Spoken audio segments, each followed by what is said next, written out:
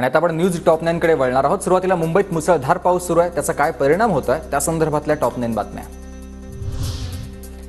मुंबईतील मुसळधार पावसाचा रेल्वेला फटका। मध्य रेल्वे 15 मिनिटे उशिरानं तर पश्चिम रेल्वे आणि हार्बर रेल्वे वाहतूक ही 5 ते 10 मिनिटे उशिरानं।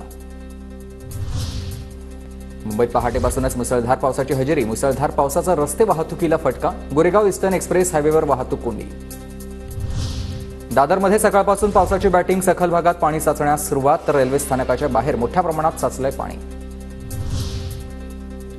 दादरच्या किंग सर्कल जवळील गांधी मार्केट परिसरात देखील मुसळधार पाऊस। पावसामुळे चाकरमान्यांना त्रास। सखल भागात साचलं पाणी। अंधेरीतील रेल्वे स्टेशन परिसरात मुसळधार पाऊस। जोरदार पावसाचा प्रवाशांना फटका। नवी मुंबईत पहाटेपासून मुसळधार पाऊस। जोईनगर, सानपाडा, वाशी, बेलापूर परिसरात पावसाची बॅटिंग।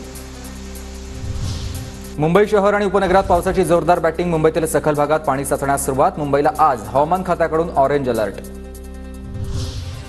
कल्याण डोंबिवली परिसरातही पावसाची जोरदार बॅटिंग। पहाटेपासून पावसाचा जोर वाढला। सायन, चेंबूर, घाटकोपर आणि विक्रोळी पहाटेपासूनच पावसाची संततधार। सायन परिसरामधील ईस्टर्न एक्सप्रेस हायवेवरील वाहतूक सुरळीत आहे।